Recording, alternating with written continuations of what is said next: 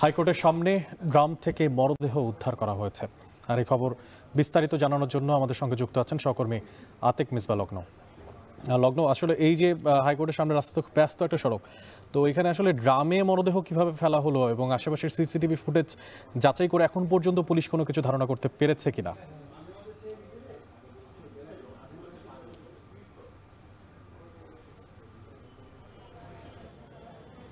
অনেক কিছুক্ষণ আগে কিন্তু রমনাজনী ডিসি মাসুদ আলম তিনি আসলে কথা বলেছেন, আমাদের সাথে বলেছেন যে সিসিটিভি ফুটেজ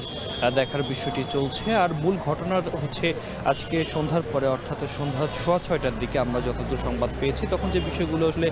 জানানো হয়েছে, বেলা 6:15টার দিকে হঠাৎ করে এখানে আপনি নিঃসন্দেহে জানেন যে এখানে আসলে ফুটপাথে বেশ কিছু পথচারী বা একই সাথে ছিন্নমূল যারা রয়েছেন তারা আসলে এখানে বাস করেন। আগ্রহের জায়গা থেকে দুটো ড্রামকে থাকতে দেখে তারা আসলে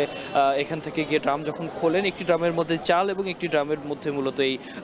মরদেহকে বিচ্ছিন্ন অবস্থায়, খণ্ডিত অবস্থায় তারা আসলে পান এবং পরবর্তী সময় আশেপাশের যারা আইন শৃঙ্খলা রক্ষাকারী বাহিনী ছিলেন তাদেরকে জানানো হয়েছে এবং তারপরেই কিন্তু মূলত আমরা এখানে আসি এবং তার কিছুক্ষণের মধ্যেই কিন্তু এখানে আসলে পুলিশের সিআইডি অর্থাৎ যারা ক্রাইম সিনে রয়েছেন তারা এখানে এসে আলামত সংগ্রহের কাজে নেমে পড়েছেন। আরেকটি বিষয় জানাতে চাই, যিনি আসলে ড্রামের ভিতর থেকে মরদেহটি উদ্ধার করেছেন তার সাথে আমরা কথা বলেছি, যে পেশায় তিনি ডোম, তিনি যে বিষয়টি বলেছিলেন যে এখানে মূলত তিনি প্রাথমিক আলামতে বুঝতে পেরেছেন লুঙ্গি সহ অন্যান্য বিভিন্ন আলামতের মাধ্যমে তিনি